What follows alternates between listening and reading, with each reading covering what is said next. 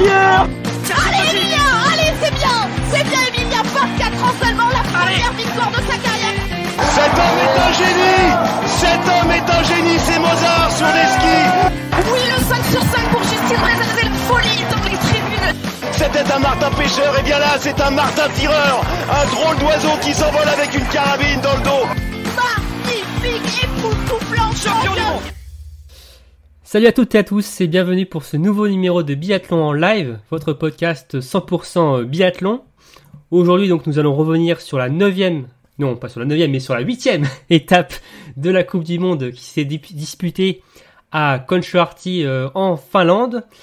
Et pour en discuter avec moi, pour en débattre, je suis accompagné d'Emeric. Salut Emeric. Salut Romain, ça va bien ? Parfait, et toi ? Bah écoute, ça va, encore un week-end de passé. Malheureusement, il en reste plus beaucoup. Ah là, plus que deux week-ends de Coupe du Monde, là, on s'approche vraiment de la fin. C'est un peu triste. C'est ça, mais bon, encore deux gros week-ends en perspective avec de belles choses à venir, c'est très certainement.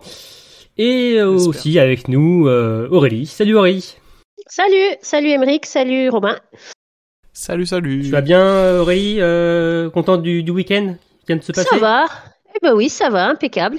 Ouais. Donc nous sommes en comité réduit aujourd'hui pour ce podcast, ce numéro consacré à l'étape de Kontiolahti. Il y en a certains de l'équipe qui ne sont pas encore remis des Jeux Olympiques. On espère qu'ils seront de retour pour les prochaines étapes. Et d'ailleurs Damien, qui normalement présente, qui je prends sa place, mais ne vous inquiétez pas, il reviendra très très rapidement. Donc nous allons donc revenir sur cette étape de Kontiolahti. On va donc revenir comme d'habitude. On va faire un point sur les résultats. On débutera après par la Coupe du Monde de dames avec les Françaises. Et forcément, on va revenir sur la grosse contre-performance sur le relais féminin. On parlera aussi quand même un peu de positivité avec les belles courses d'Anaïs Chevalier-Boucher. Côté international, on reviendra sur le beau week-end notamment de Thierry Lecoff, mais aussi de Stina Nilsson qui a remporté qui est monté sur son premier podium de Coupe du Monde. Ensuite, nous passerons aux hommes et nous parlerons du numéro 1 mondial, Emeric, non ? Ah non, Quentin, pardon. Non, c'est pas moi.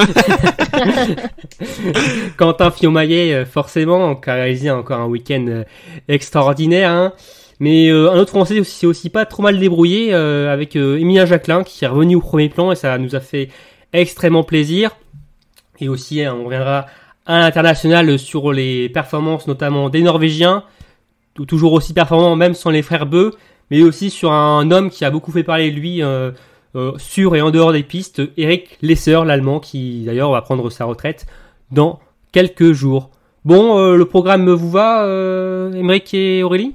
Ouais, ça va. On parle pas trop de biathlon, ça va. Ouais. Et d'ailleurs, je vais vous rajouter une autre couche de biathlon, puisqu'ensuite on parlera aussi des mondiaux juniors et aussi de l'Ibi Cup et des para-biathlons des Jeux paralympiques qui se disputent depuis quelques jours. Donc là, un gros programme chargé, on ne traîne pas. Allez, c'est parti, jingle.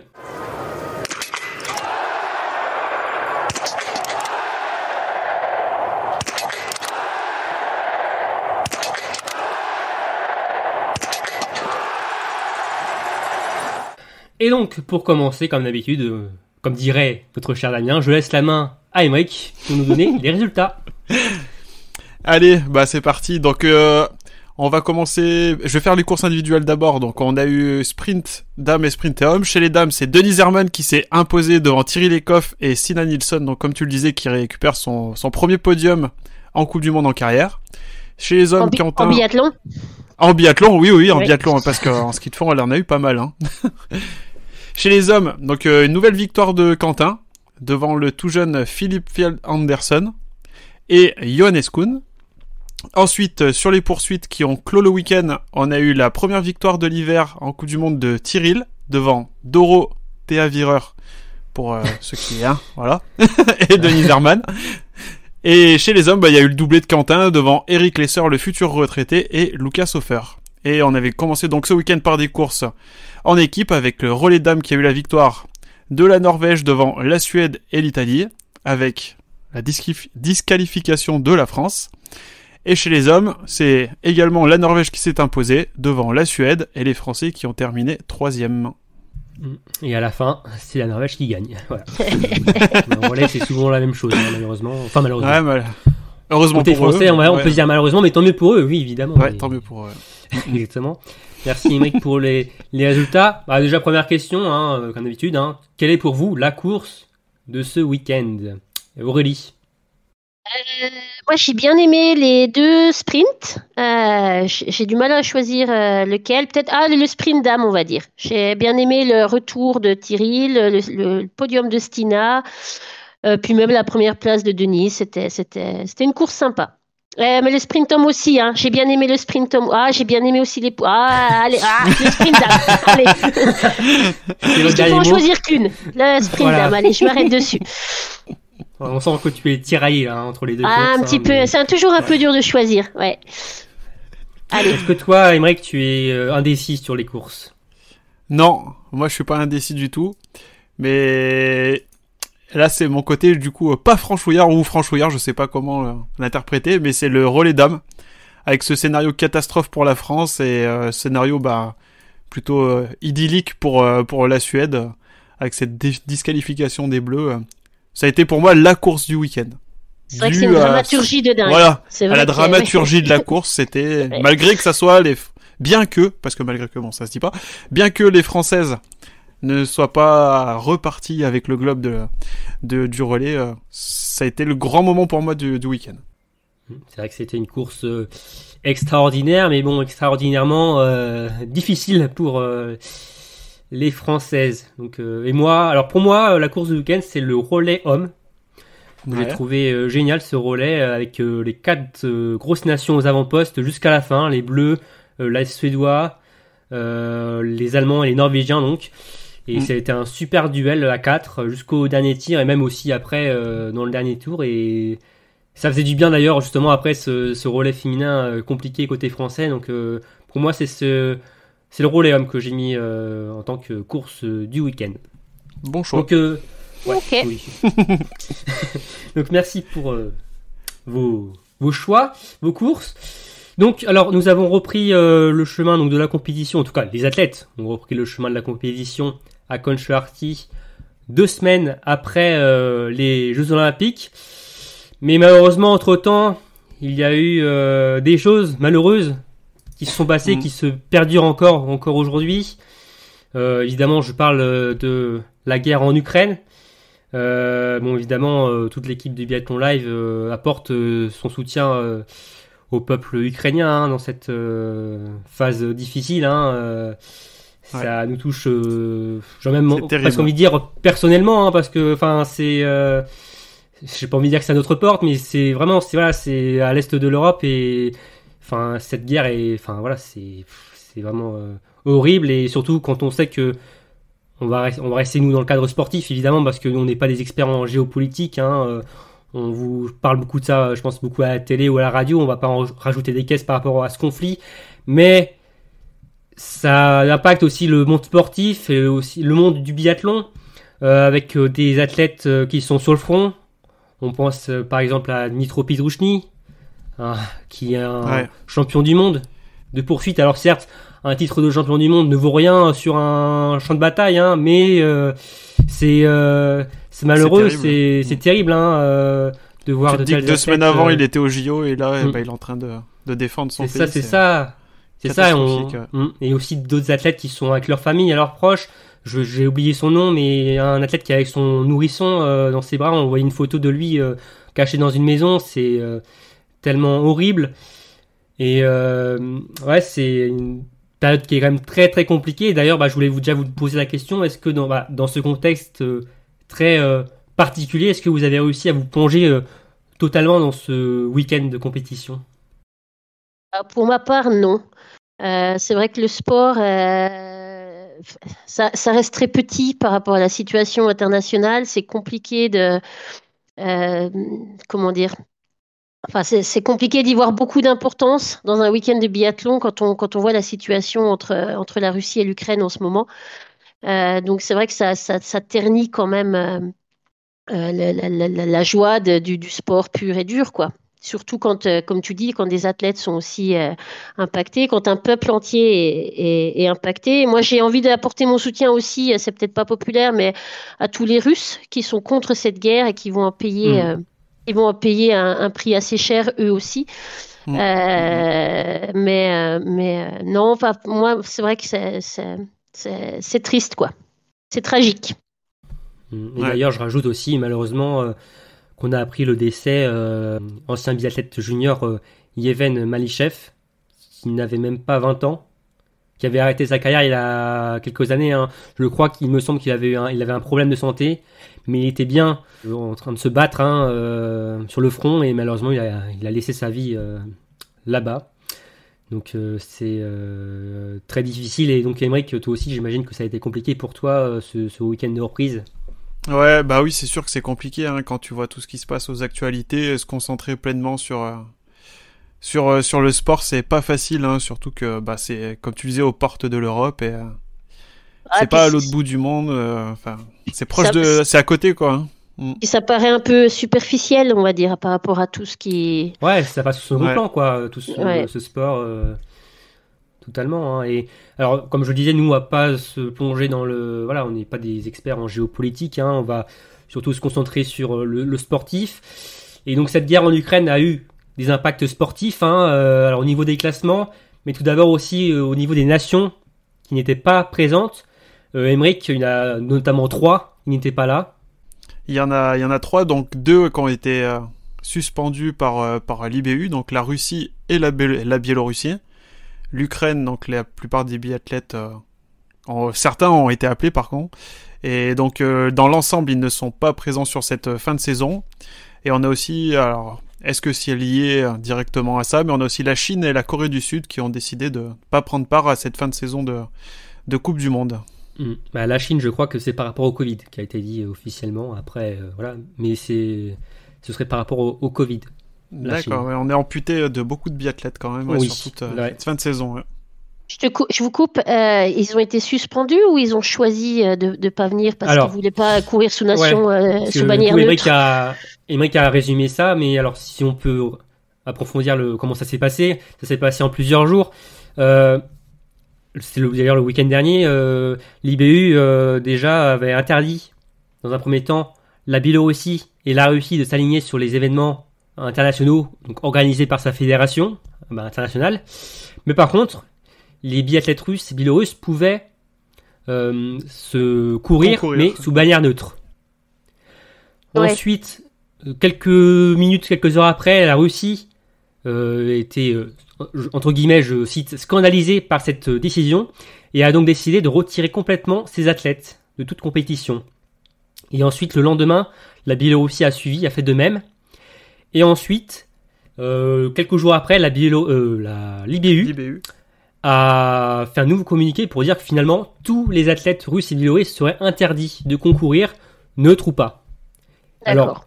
Alors, sur la Coupe du Monde, il n'y a pas forcément eu d'impact parce que déjà, donc, ils avaient tous, comme je l'ai dit précédemment, les fédérations avaient refusé de participer, faire participer leurs athlètes sous bannière neutre. Mais par contre, il y a un impact par exemple sur les mondiaux juniors puisque les athlètes russes devaient prendre part au relais des mondiaux juniors et donc ils n'ont pas pu participer avec les nouvelles mesures prises par l'IBU. Donc oui, il y a eu plusieurs étapes par rapport à ces deux nations-là. Comme on disait, donc il y a plusieurs nations qui ont été non présentes sur cette étape. Donc, la Russie, la Biélorussie, l'Ukraine, la Chine et la Corée du Sud. Il y avait aussi 2 athlètes qui n'étaient pas présents, les frères Beu, Tarjei Beu et Johannes Beu. Donc pour d'autres motifs, Johannes Beu parce que pour lui, il a décidé de stopper net sa saison parce que il n'avait plus rien à jouer et que il avait envie de se trouver avec ses proches, ça lui manquait. Après pas mal d'années compliquées, avec tout ce qu'on sait, avec le Covid et tout, et toutes ces années aussi de travail pour arriver au top pour ces jeux. Et Tarjei Beu, lui, était malade, mais on devait le retrouver dans quelques jours à Aotepa. Mais donc beaucoup d'absents. Et donc moi j'avais une question par rapport à ça. Est-ce que pour vous, l'IBU aurait-elle dû geler les classements finalement à 3 étapes de la fin? Moi je pense pas. Je pense que c'est difficile à dire, mais la vie continue quand même. Les biathlètes des autres nations, c'est quand même leur métier. La saison doit quand même aller à son terme, tant que faire se peut. Enfin, c'est une situation qui est compliquée. Des biathlètes sont pas là, et surtout qu'on avait les Biélorusses chez les filles qui jouaient quand même pas mal sur les avant-postes. Mais bon, ouais, je pense que ils ont quand même bien fait de continuer la saison et de pas arrêter là. Après, je pense que ça aurait rien changé, hein. Les vainqueurs resteront les mêmes, mais dans toute ce marasme, le contexte actuel, ça fait un peu quand même du bien de voir une fin de saison. Ça remonte un petit peu le moral, même si c'est pas facile, quoi. Même chose, Aurélie? Moi, j'ai envie de dire un peu pareil, un peu non, parce que sinon, c'est vrai que les 3 dernières étapes, elles ont. Enfin, si on gelait le classement, dans ce cas-là, autant annuler les étapes. En quelque sorte, ça aurait plus vraiment d'intérêt, même pour les athlètes de courir. Mais c'est vrai que d'un autre côté, je me dis que c'est vrai que quand il manque autant de nations, voire même des grands noms, c'est vrai que du coup, est-ce que le classement est légitime, on va dire. Donc, ça, je ne sais pas trop me positionner par rapport à ça. J'avoue que je ne sais pas. Après, par rapport à l'Ukraine, on peut se poser la question, mais vu que par contre, pour la Biélorussie, là aussi, sont totalement exclus, là, c'est comme si elle n'existait plus, en fait. Ouais. Donc, finalement, ils sortent du classement. Voilà, ils sortent totalement. Alors, certes, ils sont quand même toujours dans les classements, hein, les athlètes, hein, ils gardent toujours leurs points, mais ils sont quand même exclus de cette saison, on va dire. C'est des choses différentes, il y a des cas différents, on va dire, entre ces 3 grosses nations. Après, je dis pas que le classement serait différent. Enfin, ça changerait peut-être rien, hein, que ces nations soient là au classement, du moins pour les premières places, les places importantes. Mais c'est vrai que c'est bon, c'est quand même curieux de. Ouais. C'est surtout du côté de la Coupe des Nations, hein, que ça va être totalement, ouais. Impactant. Ouais. Ceux-là, là, ils vont perdre un paquet de points. Hein. Et mec, c'est quoi la Coupe des Nations pour ceux qui ne savent pas ce que c'est et à quoi ça sert? La Coupe des Nations, ça sert à déterminer le nombre de quotas que chaque nation peut avoir au départ de chaque course. Donc plus vous êtes haut dans le classement, plus vous avez le droit d'inscrire un grand nombre de biathlètes au départ de chaque course. Et donc plus vous avez de biathlètes, plus vous avez de chances d'avoir des points et de rester en haut du classement et d'avoir encore des biathlètes de plus en plus de biathlètes qui courent. Pour les grandes nations, c'est important d'avoir des grands quotas. Ouais. Et pour ajouter, c'est un classement donc, qui s'établit donc sur la saison pour la saison suivante. Comme pareil, la France là est dans les 3 premières, ça va lui valoir 6 quotas pour la saison prochaine.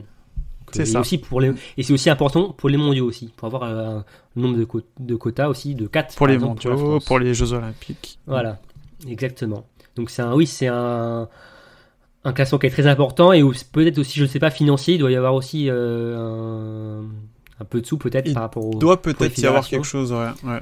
Donc donc oui, c'est un classement qui est très important et oui, si on aurait peut-être pu jouer un classement, ça aurait peut-être pu être celui-là, par exemple. Oui, celui-là, c'est un petit peu dommage pour eux. Ouais. Par rapport surtout aux Ukrainiens, voilà, c'est déjà que les Ukrainiens étaient peut-être un peu plus en retrait sur cet hiver-là. Là, ça. Surtout que là, on a quoi? La Russie, pour le moment, chez les filles, elles sont 5e, Biélorussie 8e, l'Ukraine 11e. Et chez les hommes, on a donc les Russes qui sont 4, les Biélorusses 7 et les Ukrainiens 10. Sachant que les limites de quota, c'est à partir de la 5e place, vous perdez un quota. À partir de la 11e place, vous perdez aussi un quota. Donc là, ils sont à des classements. Ils vont tous perdre des quotas. De toute façon, là, c'est l'Ukraine, que ça soit chez les hommes ou les femmes, du coup, ils vont passer derrière la 10e place, donc ils vont perdre un quota par rapport à ce qu'ils auraient pu potentiellement avoir. Et pareil pour la Russie, que ça soit chez les garçons ou chez les filles. Les Biélorusses, ça devrait peut-être pas trop bouger. Faut voir. Ok. Bon, comme on disait tout à l'heure, ce n'est que du sport par rapport à ce qui se passe actuellement, mais bon, c'est sûr que d'un point de vue sportif, c'est aussi handicapant, voilà, pour tous les athlètes qui sont impliqués sans le vouloir dans toute cette malheureuse guerre, et bon, comme je le disais, on espère que ça va se terminer au plus vite et qu'on pourra trouver le cours des choses le plus rapidement possible. De manière positive aussi. Voilà, exactement. Bon, on va passer à ces courses qui ont eu lieu ce week-end, en tout cas maintenant le week-end dernier, à Country-Arty.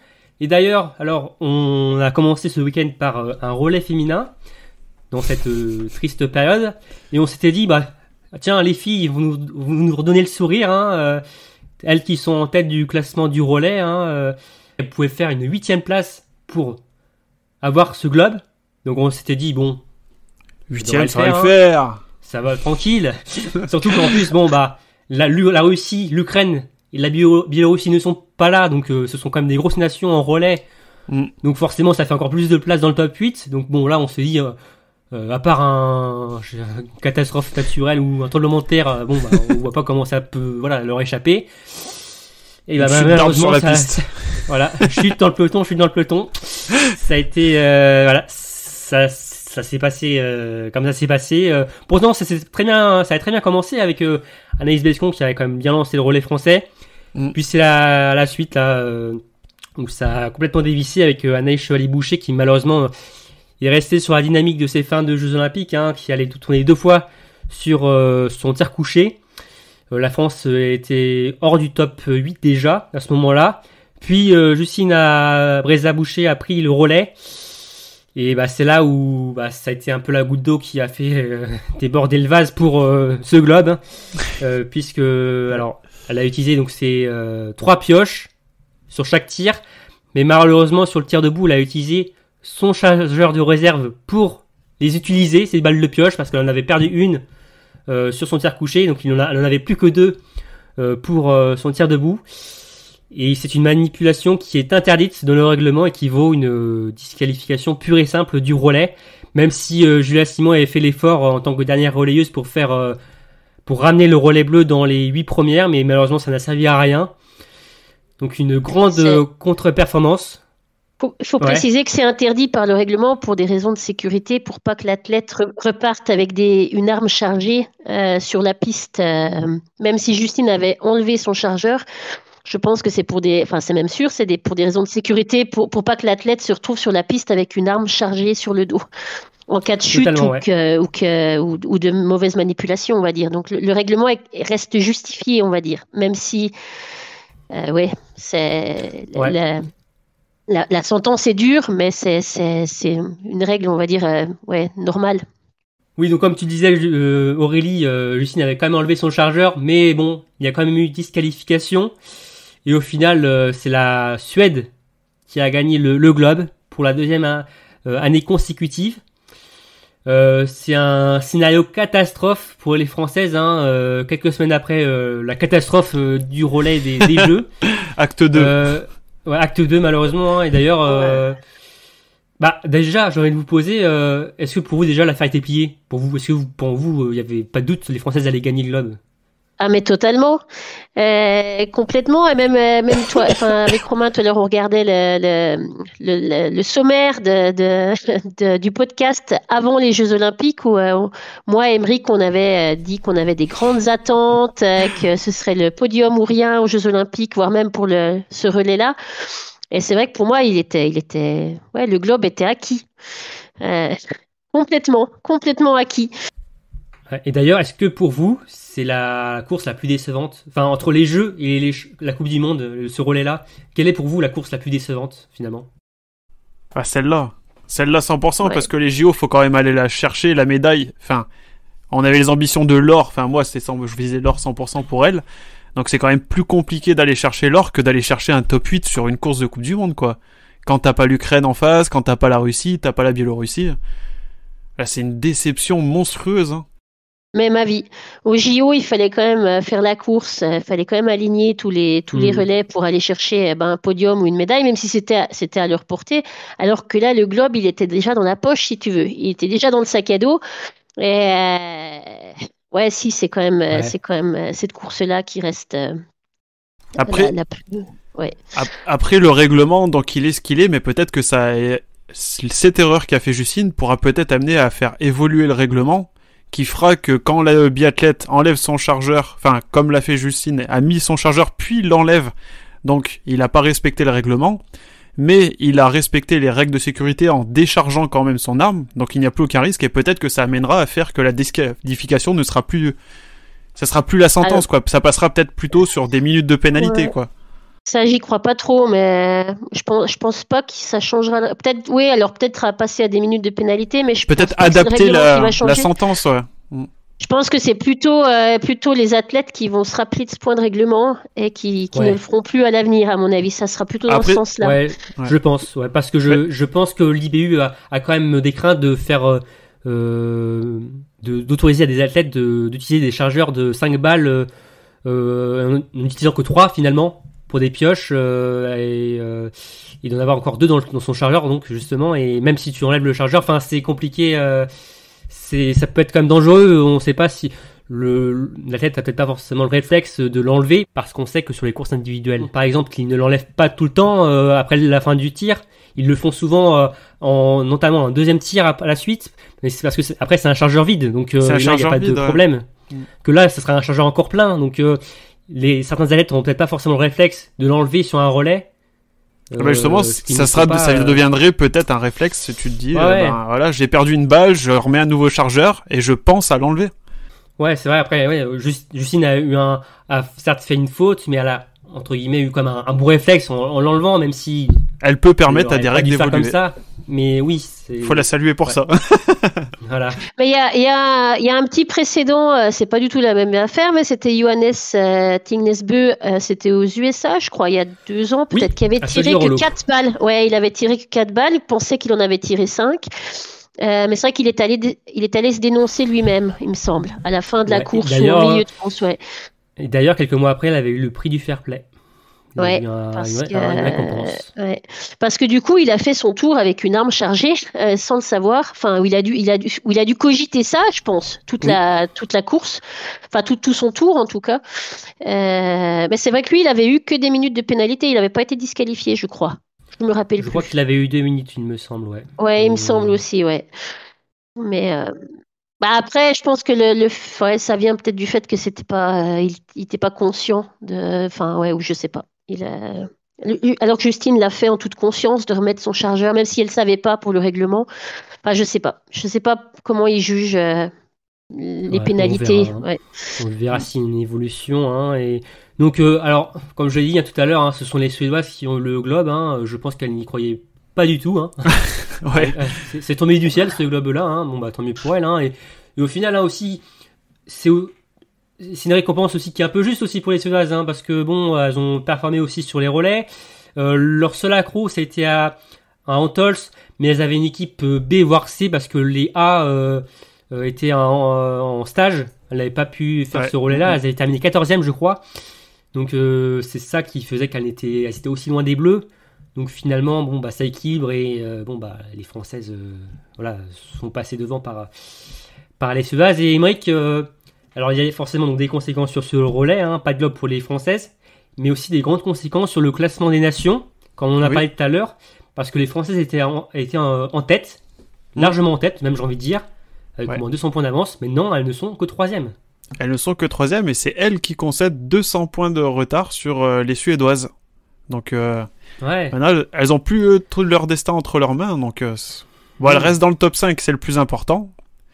Mais c'est quand même bien d'être premier pour gagner le classement de la Coupe des Nations à la fin de la saison, quoi. Donc il y a un globe en jeu comme sur les relais. Un globe comme c'est ça, ouais. Donc c'est une fierté de gagner que cette Coupe des Nations parce que chez les femmes, je crois que dans l'historique, j'ai pas souvenir de. Je crois pas que les Françaises l'aient déjà remporté.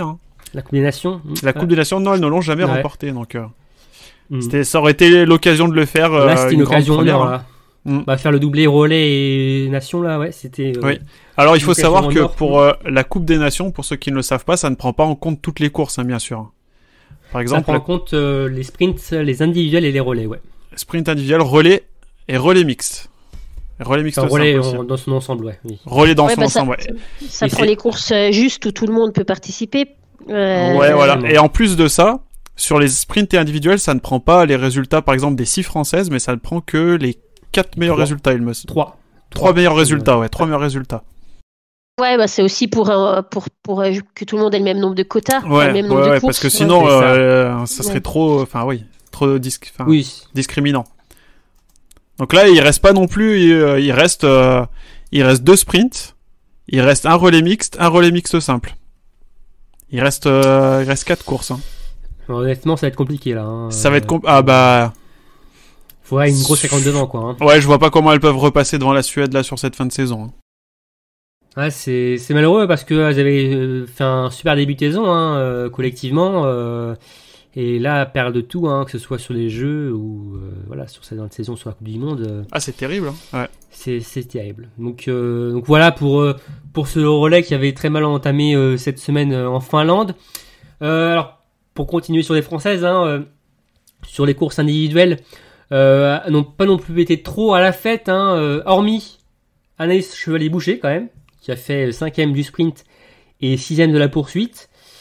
J'avais une question par rapport à l'Iséroise, hein, entre toutes les Françaises justement, est-ce que vous êtes surpris que ce soit elle qui se soit le plus distinguée finalement sur ces courses individuelles, parce que dernièrement ça a quand même été compliqué hein, pour elle. Hein.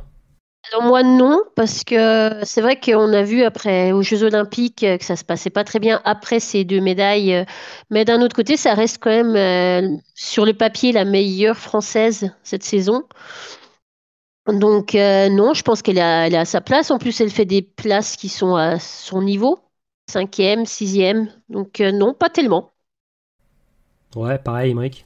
Bah ouais, plutôt dans le même, enfin même carrément dans le même avis qu'Aurélie, hein, c'est la meilleure française des 2 dernières saisons. Elle s'est un peu foirée sur la fin des JO et sur le relais là d'ouverture à Kontiolahti, mais non, ça ne m'étonne pas plus que ça. Déjà, en le disant au début de saison, on la voyait, en grande partie, on la voyait quand même finir meilleure française cet hiver encore une fois. Je suis pas vraiment surpris qu'elle fasse ces 2 belles courses ce week-end, individuellement quoi. Bah, alors moi, j'étais quand même un petit peu surpris quand même parce que alors, déjà l'enchaînement des courses qui a été compliqué dernièrement, et sur le relais aussi ça avait été aussi difficile, hein, même sur les skis, hein, on sentait que c'était encore difficile pour Anaïs. J'aurais peut-être plus misé, tu vois, par rapport à une Julia ou une Justine, hein.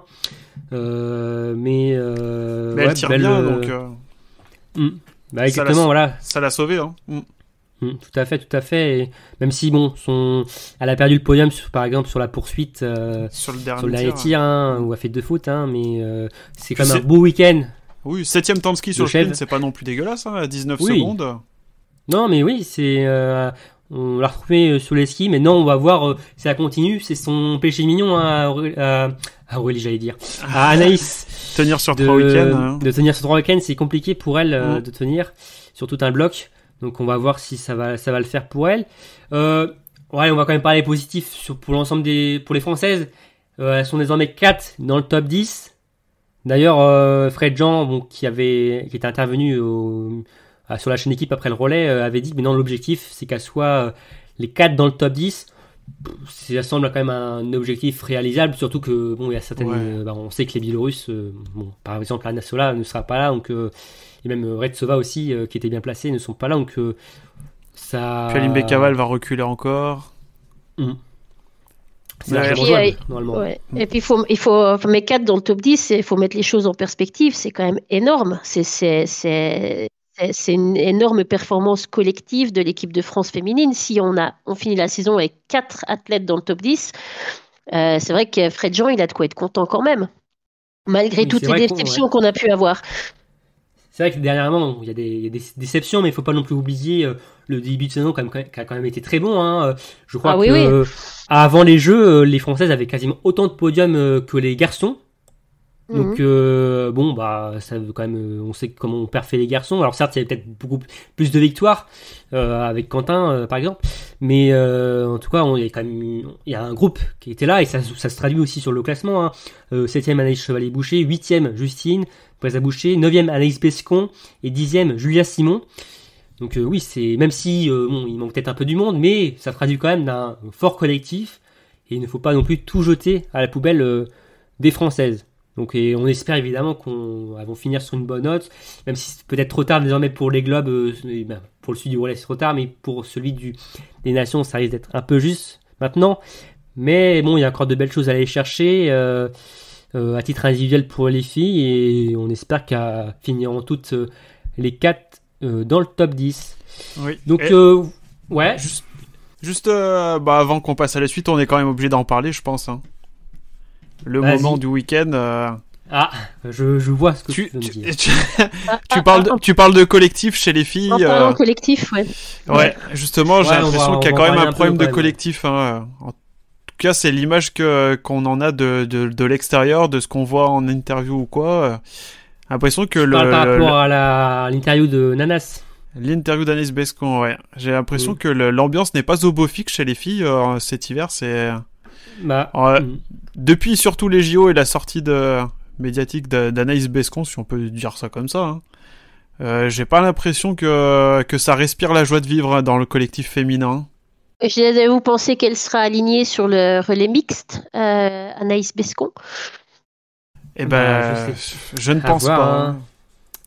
Alors, serait... si jamais Anaïs Bescon termine sa carrière cet hiver, on ne sait pas encore, hein, elle a dit qu'elle était encore indécise, peut-être qu'ils vont quand même la mettre pour, entre guillemets, un cadeau, voilà, pour faire un dernier relais. Ouais. Mais c'est sûr que sa phrase là, en termes collectifs, ça porte pas, ça va peut-être pas forcément motiver les entraîneurs à la mettre. Je pense qu'ils auraient mieux fait qu'elle aurait mieux fait de rien dire et de laver leur linge sale au sein du collectif, quoi. Enfin, ça nous regarde pas, on en parle parce que du coup, elle l'a fait. Mais si elle l'avait pas fait, enfin, c'est pas des choses, je sais pas, moi, ça se fait, tu t'en parles pas en public, enfin, je trouvais ça déplacé quand même, hein. Ouais, moi aussi, j'ai trouvé ça curieux d'ailleurs qu'elle, aussi bien pendant les Jeux Olympiques pour sa non-sélection au relais mixte, j'ai trouvé ça curieux qu'elle s'exprime là-dessus à la radio et pas directement avec ses entraîneurs. Elle a sûrement fait avec ses entraîneurs aussi, oui, hein. Ouais. Mais même, et puis parce que c'est quand même remettre en question le choix des entraîneurs publiquement, oui. c'est quand même curieux. Et puis ce qu'elle a dit ce week-end aussi après le relais, non, mais c'était même pas après le relais féminin, c'était après le sprint. C'était après le sprint. Ouais. Après le sprint, c'est pareil, à la rigueur, si elle tient vraiment à le dire en public, qu'elle le fasse peut-être après la saison, peut-être pas comme ça. Ouais, voilà, ça me paraît pas correct d'afficher comme ça ses coéquipières ou même la mauvaise ambiance du groupe. En tout cas, pas à ce moment-là, pas dans cette arène-là, pas comme ça. C'était pas le bon moment du tout. Hein. Après, on va pas se mentir, dans l'équipe, on savait que c'était pas la folle ambiance, nous. Enfin, on savait qu'elles étaient pas toutes. Enfin, voilà. Ça se ressent. Des échos, comme quoi, voilà, elles sont pas meilleures copines. Après, elles ne sont pas obligées d'être meilleures copines, hein. Ce sont des. Regarde Doro et Lisa. Hein. Des professionnels. Voilà, exactement. Ouais, mais après, même, t'as pas. Anna Sola et Aline Bekava, c'est pareil, elles sont pas potes. Oui, ça c'est non. sûr. Elles l'affichent pas, quoi. Mais elles ont pas besoin. Je sais pas si elles viennent dire en interview d'après-course à la télé biélorusse ou italienne. Oui, voilà. Elles viennent pas l'afficher publiquement, quoi. Ouais, mais bon. C'est pas classe en tout cas. C'est pas classe, ouais. Ça ternit un peu sa fin de carrière, moi je trouve quand même. Ça laisse une mauvaise note. Si jamais elle finit à la fin de cette saison. Ouais, de toute façon on sait qu'elle est plus proche de la fin que du début, donc. Ouais, oui, en disant ça, tu vends pas là, ça c'est sûr. Ouais. Oui, elle le dit elle aussi, hein, mais je trouve que après tout ce qu'elle a pu faire pendant ces nombreuses années au sein de l'équipe de France, c'est pas. Ouais, ça ternit un peu son image, je trouve, sur cette fin de carrière. C'est dommage. Ouais, je suis d'accord. Je suis déçu, ouais. Bon, en tout cas, nous avons fait une 30aine de minutes de podcast, enfin d'épisodes là, et nous avons beaucoup de négativité depuis le début. Il va falloir accélérer, ouais. Ouais, il va falloir accélérer là du côté du positif. Alors, on va passer maintenant du côté de la planète du biathlon chez les filles internationales. On va parler un peu du classement général quand même, avec Marte Holzboe-Rosseland toujours en tête, 97 points d'avance sur Elvire Røberg. La Norvégienne qui n'a pas gagné ce week-end. Voilà, c'est une anomalie. Ouais, c'est une anomalie. 8e du sprint, 4e de la poursuite. Ça reste quand même des résultats solides qui lui permettent de marquer des gros points. Est-ce que vous pensez que Elvira Røberg a une chance encore face à Marte Holzboe? Moi, j'y crois pas. Pas du tout. Ok, on passe au sujet suivant. Non, rien à rajouter de plus. Hein. Je vois pas partir en Suède, ce gros globe. Il va rester en Norvège. En Suède, ouais. En Norvège, oui. Tu m'as chamboulé. Donc, alors oui, justement, tu parles de globe. Aymeric, la Norvégienne, justement, a déjà mis la main sur un petit globe. Oui, donc celui de la poursuite, puisque elle compte 60 points tout pile d'avance sur Elvira Huberg. Donc même si Elvira Huberg venait à s'imposer sur la prochaine poursuite et que Marthe Olsbu ne marquerait pas de points, étant donné que Marthe a gagné plus de poursuites que sa concurrente, bah logiquement elle va remporter le globe elle a remporté le globe de la poursuite. Donc déjà un premier globe pour la Norvégienne en attendant un plus gros normalement pour elle. On va ensuite passer à 2 biathlètes qui se sont montrés sur ce week-end à Kontiolahti. Tout d'abord Stina Nilsson, l'ex-fondeuse suédoise qui est montée sur son tout premier podium individuel en Coupe du Monde. Elle n'est biathlète que depuis 2 années. Mais aussi la Norvégienne, j'ai même envie de dire la revenante, Tiril Eckhoff, auteur de son premier podium de la saison sur le sprint, puis de sa première victoire sur la poursuite. Alors on va parler un peu des deux, mais pour vous, qui vous a le plus marqué entre ces 2 athlètes sur ce week-end? Alors les deux, pour être honnête, mais si j'en choisis qu'une, Non, tu choisis. Je vais en choisir qu'une et je vais dire que je vais quand même dire Tiril parce que si tu regardes la saison de l'année dernière de Tiril où elle faisait des doublés sprint poursuite toute la saison et tu regardes son début de saison jusqu'au jeu où elle avait repris un peu des couleurs, ça reste quand même une très très bonne étape de Tiril par rapport à son début de saison. Voilà. Et je crois qu'Emeric, tu n'es pas d'accord. En tout cas, tu n'es pas du même avis que... Voilà, tu as choisi Stina. Oui, voilà. Je suis d'accord avec Aurélie, mais j'ai choisi Stina parce que, oui, elle a tourné autour, passé un moment où on sentait qu'elle pouvait y arriver. Elle avait intégré même la Mastart du Grand Bornand. Et puis là, du coup, ce week-end, elle y arrive en faisant en plus un beau tir. Elle tire à 9 sur 10, si je me trompe pas, avec le meilleur temps de ski. Donc... non, ouais, ça fait plaisir de l'avoir au bout de quoi, c'est ça, au bout de sa 13e course en Coupe du Monde, je sais pas si, ou 14e course en Coupe du Monde. Ah ouais, c'est une grosse performance. Ouais. Ouais. Elle a réussi à être sélectionnée pour les Jeux Olympiques sans y participer. Et là, elle arrive à faire son premier podium au bout de même pas une saison et demie. Enfin, non, c'est beau, chapeau, franchement, à ce qu'elle a fait, c'est... le tir, bon, on met encore du temps à s'installer, elle a pas encore tous les automatismes exactement comme, elle est pas aussi rapide qu'un biathlète qui fait ça depuis qu'il a 12, 13, 14 ans, ou même moins. Mais ça vient petit à petit, on sent que ça s'améliore, et franchement, c'est beau. Enfin, je trouve ça joli d'y arriver aussi vite. C'est quand même une surprise, complètement, de la retrouver sur le podium. Surtout quand tu vois les noms, première Denise Herrmann, deuxième Tiril Eckhoff, donc troisième Stina Nilsson, quatrième Anna Huberg, cinquième Anaïs Chevalier-Boucher, sur un sprint très relevé, avec des écarts serrés. Oui. C'est du haut level là quand même, ce qu'elle nous a fait. 18 biathlètes en une minute, ouais, c'était... Stina, elle a les jambes, Si elle met les balles, elle va jouer devant. C'est une fondeuse. Donc, c'est vrai que le jour où elle alignera des beaux tirs régulièrement, si ce jour arrive, je pense qu'elle peut être dangereuse pour le podium. Comme une Denise Herrmann qui est maintenant régulière sur la Coupe du Monde. Un petit mot aussi sur Tiril Eckhoff, tu l'as dit Aurélie, qu'on n'avait pas vu sur le début de saison, qui avait eu plusieurs des problèmes, ça s'était mal débuté. Justement. Ouais, je crois finalement qu'elle bluffait Mike, la thèse revient. Non. Je me suis bien fait avoir. Ouais, c'est vrai, on s'est tous fait avoir. Non, mais c'est vrai que Tiril avait eu un début de saison compliqué en décembre, la forme n'était pas forcément là, elle avait retrouvé un tir défaillant, en tout cas. Elle n'avait plus le tir régulier qu'elle avait la saison précédente. Il l'avait amené vers le globe. Elle avait fait des impasses. Elle était malade aussi. Elle a fait quand même de beaux jeux, finalement. Elle est quand même bien revenue. Et là, elle semble quand même finir très très bien. J'ai eu l'impression, à un moment donné, sur la poursuite, de retrouver la grande Tiril Eckhoff, quoi. Ouais, pareil. Il y a peut-être eu le dernier tir où là, on a senti, c'est quand même pas la même saison. Mais finalement, on a senti quand même qu'elle avait le temps d'une course rendossé le dossard jaune de l'an dernier, quoi. Ouais, je suis d'accord. Elle était beaucoup plus agressive, beaucoup plus présente aux avant-postes. Et c'était une belle Tyrrell ce week-end. Mais elle est moins enfin, elle semble, parce que le gros problème de son début de saison, c'est qu'après les 2-3 premières courses, ça s'est mal passé. Après, elle s'est enfermée dans une spirale du doute, je pense, et puis ça allait moins bien physiquement sur la piste. Donc là, c'est bien qu'elle reprenne de la confiance aussi. Même les Jeux Olympiques, c'était pas trop mal, mais elle aurait pu aussi, au vu de sa saison de l'année dernière, aspirer à beaucoup mieux. Hein. Oui, c'est vrai que si tu mets la saison précédente d'un côté et les Jeux de l'autre, ouais.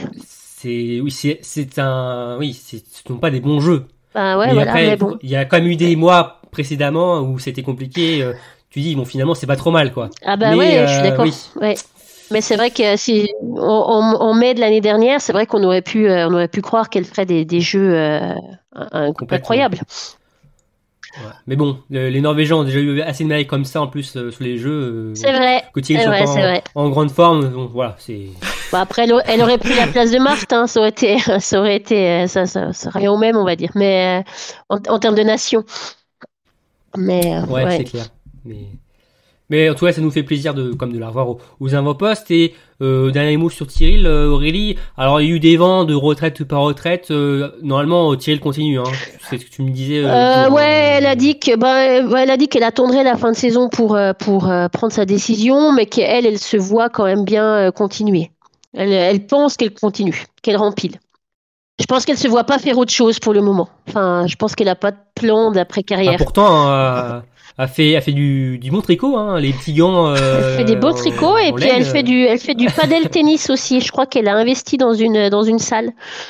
Donc peut-être qu'elle a une après-carrière dans le padel à venir. Allez savoir. Je sais que dans l'équipe là, il y en a qui font du padel tennis, non qui aimeraient bien en faire là dans l'équipe. Ouais, moi j'aimerais bien. Ouais, je me cherche un coéquipier ou une coéquipière. Avis aux amateurs, si quelqu'un veut faire du padel tennis avec moi. C'est pas tombé dans l'oreille d'un sourd. Ouais.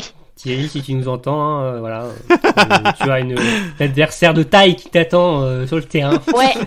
Ça marche. Donc voilà, juste un dernier mot par rapport à Stina. Ce podium était un beau symbole aussi parce qu'il est intervenu le jour de la retraite sportive de Therese Johaug, la Norvégienne. Ouais. Fondeuse. Je trouve le symbole aussi qui est très beau par rapport à ça. Ça pouvait pas être un autre jour en fait. Je trouve marrant finalement le clin d'œil. Qui est aussi une grande amie de Tyrrell. Thérèse Johaug, elles sont grandes, enfin c'est des grandes copines et donc ouais c'était bien. Holmenkollen en plus, ouais non, c'était une belle victoire, une belle dernière course. Et on sait que Stina Nilsson est quand même une personnalité en Scandinavie. Bon, malheureusement, son podium est peut-être passé un peu inaperçu par rapport à la retraite sportive de Therese Johaug. Et en plus, elle a gagné la dernière course, ça a dû passer un peu derrière. Il y a un peu tout qui est passé derrière. Hein. C'était le raz-de-marée médiatique quand Thérèse parce qu'elle a annoncé sa retraite la veille, le vendredi pour le samedi, en disant demain c'est ma dernière course. Donc c'est vrai que les médias ont pris un peu feu vendredi soir et samedi toute la journée. Les rédactions étaient en folie. Ouais. Un peu comme Martin Fourcade qui avait annoncé la veille qu'il annonçait sa retraite. Ouais, voilà. Exactement. Je pense que c'est un peu le même effet en Norvège. Donc oui, c'était une grande personnalité qui quitte le monde du ski nordique. Mais bon, maintenant il y a Stina, son ex-adversaire, qui est maintenant en biathlon, qui a pris rendez-vous pour d'autres grosses performances. Bon, on a fini pour les filles. On va passer aux garçons. Et on va passer au garçon, au numéro 1 mondial, qui ne cesse d'écraser la concurrence. Mort de faim, le cannibale, l'ogre, je ne sais pas quel superlatif il faut utiliser pour le décrire, mais en tout cas... il ne le cantinator. Voilà. Le plus fort. Tout à fait. Le plus fort, mais voilà, le quintuple médaillé. Double champion olympique. Mais ouais. Mais voilà... Quentin Fillon-Maillet qui est resté sur sa dynamique des jeux, qui a remporté le sprint et la poursuite. Précédemment, il avait fait donc la 3e place avec ses coéquipiers sur le relais masculin. Alors, je vais pas vous demander si Quentin va-t-il gagner ou perdre le général de la Coupe du Monde. La question se pose pour ça. Donc voilà. Hein, bon, on se posait pas non plus la question pour le relais dames. Hein, par rapport aux filles, bon, on a vu ce que ça a donné. Mais Ouais, mais enfin. on va quand même pas se la poser. Voilà. Mais on a quand même vu un Quentin quand même exceptionnel, qui est donc resté sur la dynamique des jeux. Est-ce que finalement ça vous a quand même surpris qu'il ait aussi bien démarré ces derniers blocs? Alors non, pas trop, parce que c'est vrai qu'on aurait pu croire qu'il aurait pu être un peu fatigué de toutes les sollicitations et de ces Jeux Olympiques, du jet lag ou quoi que ce soit. Mais c'est vrai qu'après, quand tu regardes les podiums, il manque quand même Johannes Beu, il manque aussi Tarjei Beu, il manque aussi... ouais, c'est un peu tout Loginov éventuellement. Et donc c'est vrai qu'après, il reste quand même le maître de ceux qui participent au circuit en ce moment, le patron. Bah ouais, le niveau est quand même bien inférieur quand même à ce qu'on a eu au JO, même avant les JO, donc c'est pas étonnant du tout de le voir dominer les courses comme ça. Puis ça risque de durer quand même encore. Hein. Mais il fallait le faire, hein. Il faut le faire quand même, oui. Tu vois, c'est il sûr. nous sort quand même au tir, il nous sort un 29 sur 30 au tir. Aski, il est encore présent, on le sent mort de faim. Lui, son objectif, c'est pas gagner le gros globe, c'est d'enchaîner les gros résultats. Ah bah oui, il a raison de le faire, hein, aller chercher toutes les victoires possibles pour au palmarès. Plus dans 30 ans, 40 ans, les gens ils se souviendront peut-être plus qu'il y avait X absents sur les courses. Ils verront Quentin, il a gagné tant de courses d'affilée, il a gagné tant de courses sur cette saison-là, et dans les livres d'histoire. Non mais c'est sûr, mais ça restera mais ainsi. si hein. tu regardes la course, comment dire, la start list ce week-end, il y en a pas beaucoup à son niveau non plus qui étaient là, quoi. Il y a qui? Il y a Samuelsson. Il y a Emilien, et encore, il y a Emilien, il reste qui? Christiansen éventuellement pour les courses, pour quelques courses. Il reste quand même le maître du jeu là en ce moment. C'est le numéro 1 mondial, hein. Oui, de toute façon, c'est le numéro 1. Parfaitement endossé. Il l'a prouvé même avec les Norvégiens qui étaient là, ou même les Russes aussi, Ukrainiens et Biélorusses. Hein. Il a prouvé toute la saison qu'il était le numéro 1 mondial. Il l'a encore prouvé ce week-end à Kontiolahti. Après, moi, non, j'avais aussi un doute du fait que, certes, il avait fait des super jeux, certes, il a de l'expérience, mais ça reste quand même une phase nouvelle pour lui. Il n'a jamais été dans cette position d'aller chercher le gros globe et même aussi avoir autant de points d'avance. Alors, je vais prendre ta place, Émeric, en donnant le classement. Il a 756 points, 726, même en retirant les deux plus mauvais résultats. Alors ça, c'est après ce week-end à Kontiolahti, mais il avait 120 points et quelques d'avance sur Émilien Jacquelin. Là, il en a maintenant 170, même 144 en enlevant les deux plus mauvaises performances sur son compatriote. Mais ça pouvait aussi être un piège de dire j'ai un matelas, mais bon, ça peut aussi le déstabiliser dans un certain sens où je peux vraiment pas me rater. Là, si je le perds, c'est la loose, quoi, entre guillemets. Moi, je pense que ça enlève. Et on voit quand même que dans la tête, il est présent, quoi. C'est Terminator, quoi. Mais ça doit quand même enlever un peu de pression de savoir que tu as autant d'avance et que, en fait, le gros globe, il est quasi joué, il est quasi fait. Donc maintenant, c'est juste à se faire plaisir et à faire des belles courses, quoi. Mais après, je sais pas, je suis pas à sa place, je l'ai jamais été. Mais moi, je me dis que ça doit être plus facile maintenant que ça l'était il y a quelques semaines. Maintenant, c'est. Il skie il fait son sport plus libéré. Hein. Ouais, puis il a fait des beaux jeux qui étaient aussi un objectif de saison. Donc il a déjà cette partie-là qui est validée. C'était son objectif, comme il a dit, c'était son premier objectif, c'était de remporter une médaille d'or olympique. Ouais, donc déjà il a coché ça, il en a même eu plusieurs. Et puis maintenant, en fait, il lui reste juste à surfer sur la vague sur laquelle il est en ce moment jusqu'à la fin de saison et le gros globe qui l'attend. Ouais. Et il peut remporter le gros globe dès ce week-end. Hein. S'il marque 37 points de plus qu'Emilien, il est assuré de remporter le gros globe dès la fin de la Mastart. Donc quelque chose qui ne semble pas impossible. C'est pas impossible. Hein. Il gagne les deux courses. Emilien, il finit 2 fois. Il finit 2 fois hors du top 5 à peu près. Je sais. Ouais, faudrait regarder exactement. Ouais, c'est ça. Il finit 2 fois hors du top 5 et Quentin, il peut être déjà vainqueur du général ce week-end. Bon. J'espère quand même qui va quand même, on va attendre un petit peu quand même, ça peut être sympa, qui soit sacré à Oslo. Une Ça petite pourrait guerre être, fratricide, c'est vrai que c'est Ah oui. c'est sympa. Je suis d'accord. Enfin, voilà, une guerre à distance, hein, Ouais, forcément, ouais. mais un combat à distance entre les deux, mais oui, ça peut être, voilà, on va faire duel plaisir jusqu'à la fin, on va essayer quand même. Allez, Mignon, accroche-toi, mais mais d'ailleurs, alors on va en reparler des Mignons là, mais juste un mot, Émeric, comme Martelsbou, Quentin a déjà mis la main sur un petit globe. Oui, donc c'est celui de la poursuite.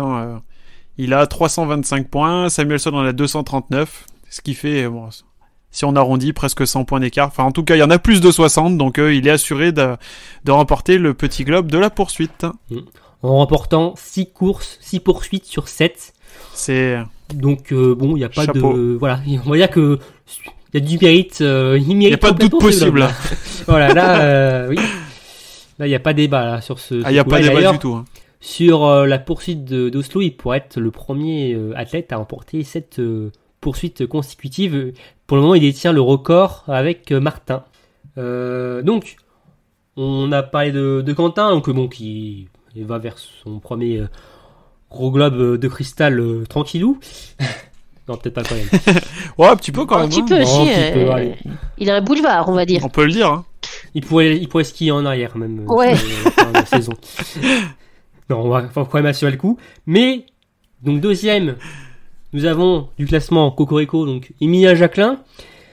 Emilia Jacquelin qui mais surtout qui s'est fait plaisir sur ce week-end, qui a retrouvé des couleurs après un début d'année civile compliqué.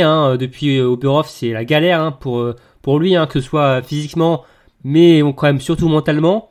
Là, le dernier bloc de compétition démarre plutôt bien. Alors certes, il n'y a pas de podium pour le Villardien, mais il y a tout de même 4e place sur la poursuite, une 6e place sur le sprint, et il ne faut pas oublier un très bon relais qui a envolé la France en tête de course.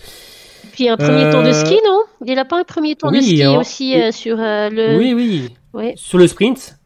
Une forme retrouvée pour Emilia Jacquelin. Est-ce que vous pensez qu'il est capable désormais de tenir cette seconde place au général face à Sebastian Samuelsson? Pour le moment, le Français compte 41 points sur le Suédois. Il reste 5 courses individuelles. 5 courses individuelles. S'il court comme ce week-end, oui. Moi, je pense que oui, c'est à sa portée. Après, on sait qu'avec Emilien, on n'est jamais déçu. Enfin, il se passe... Ouais, mais tout noir, tout blanc, Samuelsson n'est pas non plus le plus régulier des réguliers. Donc, ça reste très jouable pour moi. Les mecs, t'y crois? Ouais. Moi, je pense que... Ouais, moi, j'y crois aussi, mais je pense que... Surtout... c'est Samuelsson qui devrait avoir peur pour sa 3e place, je pense. Ah, oula. Parce que je pense que c'est plus Vettel qui risque de lui faire peur sur cette fin de saison que Samuelsson. Ils ont fait tous les deux des impasses, mais je sais pas, je sens Vettel plus... Et puis, je sais pas, dans une meilleure dynamique que Samuelsson en ce moment. Et puis Vettel, il finira chez lui quand même, à Oslo. À Oslo, hein. Donc... Alors Vettel Christiansen est à 50 points de Samuelsson. Et comme je le disais, il y a 41 points entre Samuelsson et Emilien. Ouais. Donc, ça fait... Il y a quand même pas mal d'écart entre les deux, mais je pense que... Bon, Emilien, sa 2e place, je pense elle est jouée. Enfin, il va la tenir, mais Samuelsson, je sais pas, je pense pas que ça soit lui la menace, quoi. Si on peut appeler ça une menace, je verrais plutôt Christiansen, quoi. Sur cette fin de saison. On verra, mais ouais. En tout cas, 2 Français aux 2 premières places, ce serait... Ça serait très beau. Ce serait super. Je pense que ça doit être du jamais vu, si je dis pas de bêtises. On n'a jamais eu 2 Français aux 2 premières places. On a eu en 2020, on avait eu, on avait Quentin, Martin, Emilien devant, même Simon. Mais à la fin, c'était Jonas Beu qui avait gagné. Mais ce serait une grande première de voir 2 Français aux 2 premières places. Et forcément, ce serait génial et on y croit. En tout cas, oui, le week-end d'Emilien ouvre de belles perspectives pour la suite. Là. Et pour comparer avec les filles, du coup, on a 3 athlètes dans le top 10 actuellement. 4 athlètes. 4 Français. Ouais, 4 Françaises. Ah, chez les hommes, Oui, ouais. Chez les hommes, non, 3. oui. Ouais, c'est ça. Simon Etieux. Oui, Ouais, oui, donc, oui. ce que tu disais, Pour ouais. comparer avec. 4 chez les filles et 3 chez les hommes, ouais. Ouais, c'est beau aussi, hein. Mm. C'est Oui, beau. oui, bah, Et c'est les Norvégiens qui sont à 4 dans le top 10, par contre. Même dans le top 8. ouais, après, Johannes Beu va peut-être pas tenir dans le classement. Ce serait certainement, il a descendu au 8e rang avec 440 points. Ça, Il y a Bénédicte Doll qui est là à 33 points derrière. Après, Ouais. Johannes Kuhn à 70 points à peu près, 63 Ouais. points. Donc ouais, c'est sûr que ça risque d'être compliqué pour Il avoir peut passer un derrière, derrière Bakken. Ouais. Et il finirait que 5e norvégien. Ah ouais, attention, sa place pour l'équipe A l'année prochaine n'est peut-être pas Ah ouais. définitive. Hein. Imagine. Ah, ça serait Donc, voilà. impensable. Hein. Ouais, on va suivre ça donc pour nos bleus. Donc il y avait aussi d'autres bleus, évidemment sur cette étape. Alors je vais vous épeler certains de leurs exploits ou contre-performances ou poisses, et vous allez me dire qu'est-ce que vous retenez. Alors il y a la 11e place d'Antonin Guigona sur le sprint. Il y a donc la poisse de Fabien Claude qui a eu en début de semaine sa carabine cassée après une chute, puis ensuite il est tombé malade, donc il n'a pas pu courir à Concharty. Il y a également la 7e place mondiale, donc on en parlait, de Simon Etieux au classement général. Et ensuite, le retour de Rico, d'Eric Perrault, qu'on n'avait plus vu depuis un certain moment. Qu'est-ce que vous retenez de tout cela ? Moi, je retiens la poisse de Fabien Claude. Parce que vraiment, il n'a pas de bol. Ouais, c'est sûr que là, il a enchaîné les pépins, là. Ouais. Vraiment, là, ouais, coup sur coup en plus. Donc, dommage, mais bon. Ça arrive. Ouais. Pareil aussi pour toi, Emmerich ? Non, moi, en fait, Ah. c'est Antonin dans son ensemble. Enfin, c'est même pas sa 11e place, en fait, que je retiens. Ouais. C'est que il a eu le temps. Il disait lui-même, je crois, presque 40 jours sans course entre Antols et le sprint de Contio. Et malgré ça, à ski, c'est pas ça. Hein. Il a beau tirer comme il faut sur le sprint, il termine quand même. Enfin, il prend la 11e place, mais avec le plein. 28e temps de ski, Si, 35e temps de c'est ski sa- sur la poursuite. C'est sa 3e meilleure performance de l'hiver. Ouais, il a quel mais- âge, Antonin? Il a autour de 30 ans, non? Il a 30 ans. Ouais, c'est ça. Il va avoir 31 Ouais. en juillet. Non, et ouais, à ski, c'est toujours pas ça. Hein, Oui, d'ailleurs, j'aurais pu finalement mettre un combo, enfin, Antonin Guigona et Eric Perrault, hein, pour le retour, finalement. Hein, ouais, on est- leur retour en Coupe du Monde. Mm. Ouais, Eric, Et- ouais, qui passe pas loin des points à chaque fois. Ouais, qui a flirté la zone des points. Ouais, Ouais, juste au-dessus, 43-41 si je me trompe pas, ouais. ouais. Et ouais, c'est dommage, surtout que sur les temps de ski, bah, c'est un petit... Enfin, ça reste aux alentours d'une 40e place à ski en temps de ski, c'est pas dégueu. Hein. Ouais, avec un plein, ça joue largement les points. Donc, Ah bah oui, ça rentre dans les points larges. à hein, l'inverse avec le plein. d'une poule à beauté, par exemple, par contre, chez les filles, où on sent quand même Avec sur le les skis, plein, ouais, c'est dur, hein. Mm. C'est compliqué, ouais. D'ailleurs, Non, on n'a mais pas oui, pu oui, participer à la poursuite. Ah oui, ouais, effectivement, ouais, pas de poursuite pour Paula, ouais. Donc, Le nos week-end, jeunes- c'est... Et d'ailleurs, Était vu cool. qu'on tourne ce podcast un jour plus tard que d'habitude, on a déjà eu donc la sélection française, donc on garde les mêmes hein, pour l'étape à Otepa. Pas de surprise par rapport à ça. Non, bah non, Non, non. non. Surtout qu'on va y revenir un peu plus tard après, il y a des bleus en équipe B qui jouent des choses intéressantes. Ah, qui- oui, ça m'intéresse beaucoup. Voilà, donc on va en parler un petit peu après. Et ça explique aussi pourquoi il n'y a peut-être pas de changement, notamment chez les filles avec pour la beauté qui aurait pu être remplacée par une certaine louge en mono, mais voilà, on ne spoil rien. Donc voilà, on a terminé donc sur la partie des bleus. On va passer à Planète Biathlon sur les autres équipes, les athlètes étrangers. Et forcément, hein, quand on parle d'athlètes étrangers, on pense aux Norvégiens. Et bon bah, même sans les frères Beu, les Norvégiens ont assuré, hein, avec notamment sur le relais une victoire, en mettant pourtant deux jeunes aux avant-postes, hein, Steven Gurtom Bakken qui lançait le relais et Phil Andersen qui suivait. Ensuite, Storm Legrid et Vetle Christensen ont parfaitement terminé le travail. Pourtant, ça semblait être une équipe prenable, hein, on va pas se mentir. Hein. Oui. Mais ils ont encore gagné. Pour vous, c'est la victoire d'un collectif norvégien ou c'est la défaillance ou une contre-performance des autres équipes qui avaient quand même mis l'artillerie lourde. Hein. Bah, moi, je vais plus pencher sur le côté de la défaillance des autres. Ouais. Parce que, bah, comme tu le dis, hein, ils ont mis des jeunes, même s'ils sont très forts, hein, ces jeunes. Hein. T'as la France, elle met quasiment l'équipe type. T'as la Suède, ils mettent l'équipe type. L'Allemagne, ils ont l'équipe type. Et on n'arrive pas à les battre. Enfin, c'est pas normal, moi je trouve. C'est bien. C'est pas normal, mais voilà, à toute mesure gardée. Hein, ces 3 nations pour moi étaient en mesure d'aller chercher les Norvégiens, sachant que ce tour-là cette année c'est moins bon. Le tir c'est pas trop ça. Vettel, Vettel et Samuelsson à ski, ils sont pas non plus à fond en ce moment. Ouais, je pense que c'est plutôt moi j'ai le sentiment un peu d'une contre-performance des 3 nations qui sont derrière quand même.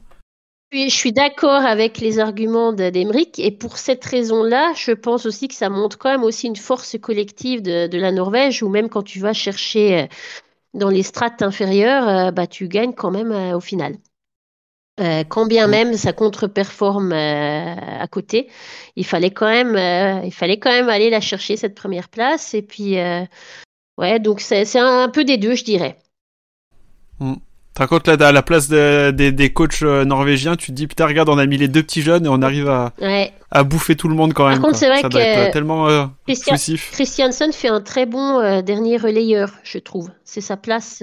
Ouais, même si là, sur le dernier tour, il n'a pas réussi à tenir, ce qui m'a quand même bien étonné. Hein. Ouais, mais la poursuite. Ouais. Oui, sur la poursuite, mais oui, je sais pas pourquoi je parle de la poursuite maintenant, mais... Ouais, mais je trouve qu'il est bien à sa place en dernier relayeur, où il assure bien. C'est pas facile, le dernier relais, et il tient bien la pression et il assure bien il tient bien son rang. Puis j'ai l'impression qu'il a pris un petit avantage psychologique sur Quentin sur les 2 derniers relais. Hein, ouais, je crois aussi, ouais. Il y a quelque chose, hein. Ouais. Ouais, complètement. Après, la différence, c'est vrai que sur la poursuite, c'est aussi un effort plus long que le relais. Oui, je pense qu'aussi ça peut jouer. Un relais, c'est quand même un effort court et où il peut clairement faire parler son explosivité. Ouais, son gros son alors plus que là, les poursuites, c'est 12 km 5.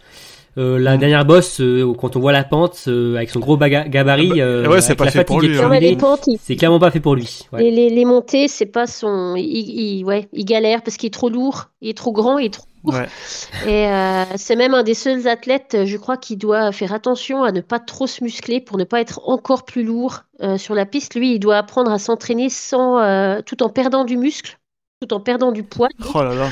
Ouais, c'est assez compliqué parce que sinon, bah justement, il avance pas en montée. Donc, il a un programme spécial vis-à-vis de sa taille. Il prend spécial du muscle. Armoire. Ouais, parce qu'en fait, apparemment, il prend du muscle très très rapidement. Et donc, il doit faire très attention à avoir un plan d'entraînement très équilibré pour ne pas justement prendre trop de muscle. Sinon, il n'arrive pas à monter. Enfin, il monte bien sûr, évidemment. Mais il perd beaucoup. Par contre, il prend du temps en descente vu qu'il est lourd. Dans les descentes, sur les faux plats. Ouais, avec un bon fartage, c'est vrai que là, il reprend du temps assez facilement. Ouais, ça farte pour Vettel. Ouais. Alors, oui, donc, Emeric, tu disais que par rapport au relais, que c'était décevant parce qu'en quelque sorte, ils avaient mis un peu une équipe B.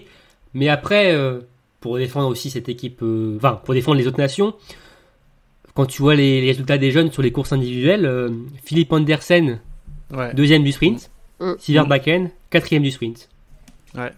Devant quasiment tous les autres athlètes, hein, finalement. Enfin voilà, à part Quentin et Johannes Kuhn qui étaient 3e, ils ont fini devant tous leurs adversaires qui étaient des grosses nations de la Suède, la France, de la Norvège et l'Allemagne. Ouais. L'Allemagne. Donc finalement, voilà. On le dit souvent. De toute façon, la Norvège, l'équipe B norvégienne, c'est une équipe A, une équipe A bis. Oui. Qui a pas autant d'expérience qu'une équipe que les frères Beu, mais clairement, on sait que ça joue. Voilà, ça joue devant. Après, c'est sûr que oui, on peut être déçu quand même de pas les avoir battus. Ça fait mal à l'ego quand même. Mais voilà, pour dire que voilà, cette équipe norvégienne, ils peuvent aligner 10 athlètes, ils seront toujours devant et Après, voilà, c'est pas une surprise, c'est la nation phare. Voilà, c'est. Après, on a vu que sur Roupeau, quand ils ont mis vraiment la totale équipe B, c'était quand même. Ouais, mais le relais était spécial quand même, avec Ouais, mais sur le week-end entier, enfin. Ouais. Même, tu vois, les Dalleux, les Biens-de-Tegarde, ils ont pas assuré. Quand on en avait parlé, même à ce moment-là, on avait dit finalement. C'est vrai. Donc là, c'est même pas des B en fait, c'est des A', tu vois, les Philippe. Totalement, ouais. Il y avait quand même un Aspenez, tu vois, même s'il est très fort en IBU Cup. Après, jugerais il est quand même un cran en dessous, quoi. Jugerais pas sur le relais parce qu'il était quand même spécial et très. Ouais, le relais, c'est autre chose encore. Avec le problème qu'ils ont eu. Ouais, voilà, ils ont été déstabilisés pendant le relais, donc ils auraient pu jouer une médaille. Jusqu'à ce problème-là, ils pouvaient jouer pour une bonne place en plus. Donc. C'est vrai que ce week-end, c'était même pas une équipe B, c'était plus une A', quoi. Ouais. Ouais, totalement. Donc voilà pour nos amis norvégiens. Je suis sûr qu'on va en reparler un peu la semaine prochaine pour le prochain podcast, hein, forcément. Il y aura donc le retour normalement de Taïebe qui était donc malade et qui devrait faire son retour en Estonie. On va parler d'un homme qui va prendre sa retraite dans quelques jours et qui a fait beaucoup parler de lui. Dernièrement, mais de façon positive, en bien. Alors tout vraiment d'un point de vue sportif, hein, et il a terminé sur le podium de la poursuite, son 12e podium en carrière, mais surtout il a fait un très beau geste sur les réseaux sociaux en partageant son compte Instagram à l'Ukrainienne Anastasia Merkushina pour qu'elle partage comment elle vit la guerre en Ukraine, hein, qu'elle partage ses propres images et non à travers les médias. Je parle d'Eric Lesser, l'Allemand, qui a fait donc un superbe week-end, hein, comme je disais, en dehors et sur la piste, en mettant Quentin de côté, hein, ou pas, hein, c'est comme vous voulez. Est-ce que c'est pour vous le biathlète de ce week-end ? 100%. 100% aussi.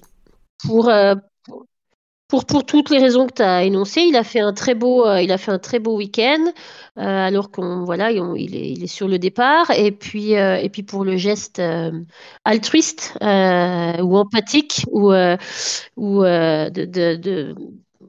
Donc non, vraiment chapeau bas.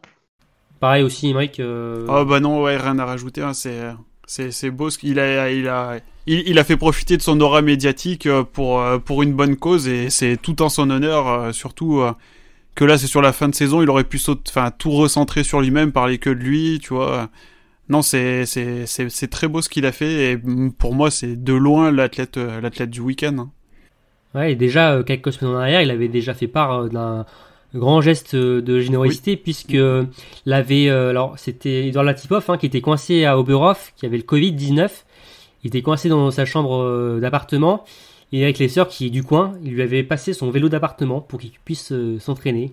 Ouais. Faire du home trainer, ouais. Ouais, donc c'est un mec sympa. C'est un mec qui va beaucoup manquer au athlète biathlon, hein, qui est apprécié de tous, hein, qui a toujours été sympa avec eux. Alors moi je me rappelle c'était avec Emilia Jacquelin c'était à Oberhof l'an dernier je crois et il l'avait engueulé parce qu'Emilia faisait marcher un peu sur tout le monde, je crois. C'était après une chute, je crois. Emilia Jacquelin était tombé et il était un peu dans le feu de l'action et avec les sœurs l'avait un peu remis en place. Ouais, il avait remis en place, ouais. Voilà, mais voilà, je peux pas dire que c'était le papa de l'équipe ou de cette caravane, mais en tout cas c'est un athlète qui est respecté de tous et qui va énormément manquer.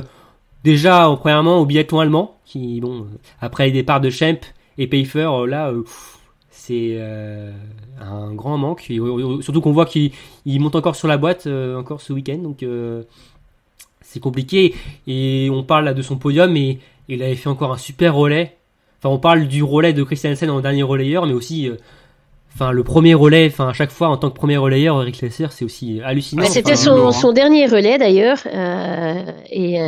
Par genre, ouais. Et donc c'est vrai que du coup, quand il a pris, je pense que ça doit être aussi un peu avec un peu d'émotion, hein, quand même, que tu pars au départ de ton dernier relais pour ton pays. Donc c'est vrai qu'il a fait un beau relais, ouais. Je suis d'accord. Après, peut-être qu'on le reverra sur les relais mixtes cette semaine. Ouais, peut-être. Mais même sans doute, je pense. Il y a de grandes chances. Mais au moins sur un des deux, c'est sûr. Oui. Mais de toute façon, il va pas faire les deux, hein, mais on va le voir. Pourquoi pas, tiens, hein. Qui sait. Mais en tout cas, oui, c'est un athlète qui va énormément manquer à la caravane du biathlon. Et en tout cas, on lui souhaite bonne chance pour la suite. Et il reste encore 2 semaines. Et pourquoi pas encore de belles performances. Donc voilà pour la Coupe du Monde à Concharty. Maintenant, on va passer aux compétitions qu'il y a eu aussi la semaine précédente. Enfin, la semaine qu'il y a eu durant aussi l'étape de Coupe du Monde à Concharty. Alors, il y a eu, Émeric, les mondiaux jeunes et juniors à Salter Hollow. Avec des Français présents, par contre, qu'en junior. Qu'en junior, oui. Qui ont remporté 3 médailles. 3 médailles. Donc, on a eu une première médaille avec Océane Michelon qui remporte donc l'argent sur l'individuel. Et ensuite, sur les 2 dernières courses donc de ces mondiaux pour les juniors, en tout cas, sur les relais. Donc, on a les filles qui ont terminé en bronze. Et donc, le relais était composé, pour les citer, de Camille Coupé, Noémie Rémonet, Océane Michelon et Jeanne Richard. Et juste un petit mot, il y a Fanny Bertrand donc, qui était malade malheureusement sur ces championnats du monde junior. Elle devait faire au moins une course, puis finalement elle n'a pas pu courir du tout. Et du coup chez les hommes, donc les garçons, ils ont tout simplement remporté la médaille d'or. Et ce relais était composé d'Oscar Lombardo, Rémi Broutier, Paul Fontaine et de quelqu'un qu'on connaît bien chez Biathlon Live, Jacques Jeffries. Tout à fait, et qui nous a fait une Vetle Christensen sur le dernier relais en battant le Norvégien sur le dernier tir, Martin Midland. Ouais, c'était beau. Donc, et d'ailleurs, les Français hommes étaient tenants du titre, et les filles étaient quadruples tenantes du titre. Exactement, mais ouais, là, on est arrivé à une époque où il y a les personnes qui étaient présentes sur les relais des autres années sont tous passés sur les catégories d'âge d'au-dessus, donc ils ne sont plus juniors et c'est des premières années relais, en plus là. Hein, des relais grandement remaniés par rapport aux éditions précédentes. Tout à fait. C'est un peu la crise par rapport à l'an dernier. On avait eu plein de médailles à Aubertillac il y a un an, là, que 3. Oui, on avait fait plein de médailles chez les jeunes aussi. Là, on n'est pas de jeunes, donc ça enlevait déjà à moitié moins de médailles. Forcément, oui. Mais c'est vrai que oui, après on a beaucoup de juniors qui étaient, on a pas mal de biathlètes qui étaient en première année junior ou, enfin voilà, il y avait énormément, il y a un niveau qui était quand même supérieur à l'année précédente parce que déjà les Norvégiens, me semble, n'étaient pas venus avec leurs meilleurs représentants. Enfin non, il y avait même pas du tout de Norvégiens, je crois. Hein. Il y avait pas du tout de Norvégiens, donc ça laissait déjà le champ des possibles à beaucoup plus de médailles. Dans une catégorie, il n'y avait pas de Norvégiens et dans une autre, il n'y avait pas les meilleurs. Ouais, c'est ça, je crois. Voilà. Donc, ce qui expliquait aussi qu'on ait fait, sans en rien enlever à ce que les Français ont fait, hein, mais voilà quoi, ça reste des Norvégiens quoi. Mais du coup, oui, c'est quand même 3 médailles, c'est beau quand même pour les Français. Ouais. On a eu des problèmes de fartage en plus sur certaines courses, donc. Ouais, notamment sur le relais dames où elles font du bronze, ouais, tout à fait. Donc, elles font quand même le bronze avec des problèmes de fartage. Ouais. Donc non, très belle quand même Olympiade de nos juniors, on s'attendait à ce qu'ils reviennent avec des médailles. Olympiade mondiaux. Bon, voilà, mais 3 belles médailles pour notre équipe de France. Il y avait aussi déjà brillé quelques semaines avant aux Europes et ce sont des noms qu'on va retrouver dans quelques années, forcément. Alors pas tous, malheureusement, mais certains qu'on va retrouver déjà en début Cup et après sur l'échelon supérieur. C'est toujours intéressant de les suivre. D'ailleurs, je les remercie encore parce qu'ils sont toujours disponibles souvent quand on leur parle sur les réseaux sociaux, quand on les sollicite, ouais, franchement, ils sont super cool avec nous. Donc voilà, c'est encore un plus grand plaisir de les suivre en plus, voilà, suivre. Donc voilà pour ces bleus-là qu'on va retrouver au championnat de France en fin mars pour la fin de saison. Maintenant, on va passer. Alors, Émeric, je sais que là, tu es déter pour passer à ça. À l'IBU Cup. Alors, déjà, tu vas nous donner les résultats. C'était l'avant-dernière étape d'IBU Cup le week-end dernier à Lenzerheide, en Suisse. Je t'écoute. Donc, il y avait 6 courses. Oui, donc on va aller un peu vite sur les résultats parce que ça commence à faire un petit moment quand même qu'on vous casse les oreilles. Donc, il y a eu des sprints pour commencer avec la victoire de Johannes Dalleux et le premier français, donc Hugo Rivaille, qui termine 6e. Chez les dames, c'est Michela Carrara qui s'impose. Et on a 2 françaises qui terminent 3e et 4e en les personnes de Caroline Colombo et Sophie Chauveau. Ensuite, on a eu le droit au super sprint avec, chez les hommes, la victoire de Philippe Horn et le podium à 3e place de Émilien Claude. Chez les dames, c'est Ragnhild Femstenovic qui l'emporte et encore une Française sur le podium avec Lou Jean Monod. Et enfin, en conclusion, donc on a eu des Mastart 60, toujours aussi intéressant ces courses. Hein, ouais, d'ailleurs, j'allais te dire qu'on va pas trop épiloguer là-dessus, mais on n'en pense pas moins sur de ces courses. Ouais, c'est catastrophe ces courses, mais bon, bref. Et donc c'est bon pour changer un Norvégien qui l'emporte. En fait, hein. Ça me fait aimer le super sprint au fait, tu vois. Oui, ça fait aimer le super sprint tellement la Mastart 60 c'est nul ouais, quoi. Ouais, voilà. Bref, allez, je te laisse continuer. Ouais, et donc Norvégien qui l'emporte, c'est André Strømshed qui s'impose. Premier français, Sébastien Marron pour son retour à la compétition ce week-end, qui prend la 10e place. Il fait un très bon week-end, hein, Sébastien, pour son retour. Pas facile hein, avec tous les problèmes de santé qu'il a eu. Bravo, chapeau à lui. Et chez les dames, c'est l'Allemande Anna Kebinger qui s'impose. Et on a encore 2 Françaises très bien classées, avec Lou Jean Monod 3e et Camille 4e. Donc des Français sur le podium, donc des gros points de marqués. Oui. Conséquence, Imric, il y a du beau à venir là, du suspense pour la dernière étape là, ces prochains jours en Italie là. Hein. Oui. Alors chez les garçons, donc on a Emilien Claude, donc qui est 7e du général, donc pour lui ça semble être tout bon. Après les autres tricolores sont un petit peu plus loin, donc ça va être un peu compliqué. Mais chez les filles, ouais, comme tu le dis, ça va être une dernière étape à suspense, puisque on a Lou Jean Monod qui est en tête. Elle est première du général avec 560 points. Seulement 5 points devant la Norvégienne Ragnhild Femstenovic qui en a 555. Et derrière, c'est encore proche. On a Camille Bennet 4e, 506 points. Ensuite, on a une Norvégienne et une Suédoise et une Norvégienne plutôt dans l'ordre qui sont à peu près dans le même ordre de points. Mais surtout, on a Sophie Chauveau 7e, 445. Gillian Guigona 8e, 436 points. Et on a même Caroline Colombo 12e avec 415 points. Et pourquoi on vous dit ça ? Parce que... Pourquoi, Aymeric ? À la fin de la saison d'IBU Cup, on prend les 10 premiers du général et on offre des quotas supplémentaires à chaque nation dans la limite de 2 quotas par nation, plus si jamais on a un 3e biathlète qui par hasard aurait remporté le général, on offre un 3e quota à cette nation. Par hasard, Lou Jean Monod, tu penses Ouais, peut-être. Peut-être, on espère. Donc ce que tu es en train de me dire, Aymeric, c'est qu'on pourrait se retrouver avec 9 filles à Oslo-Lundkollen. On pourrait se retrouver à Oslo avec 9 filles sélectionnables. Alors, est-ce que l'encadrement, la fédération vont amener des 9 filles sur l'étape d'Oslo ? Je sais pas trop, parce que... On sait que l'année, ils l'avaient pas fait. Ouais, l'année dernière, ils avaient décidé d'amener personne de plus, mais au moment où on vous parle, avec donc 5 Françaises aux 12 premières places... Donc là, on est quasiment assuré déjà d'avoir les 2 quotas supplémentaires, peut-être un 3e à venir avec le potentiel victoire général de Lou Jean Monod. Donc cette dernière étape de Rino Valridana en Italie va être à suivre de très près en tout cas. Et d'ailleurs aussi, ça va être important. Alors que Lou Jean Monod donc en passe de remporter le gros globe, aussi le globe du sprint pour Caroline Colombo qui est en tête de la spécialité. Avec 326 points, 5 points devant toujours la même Norvégienne Ragnhild Femstenovic.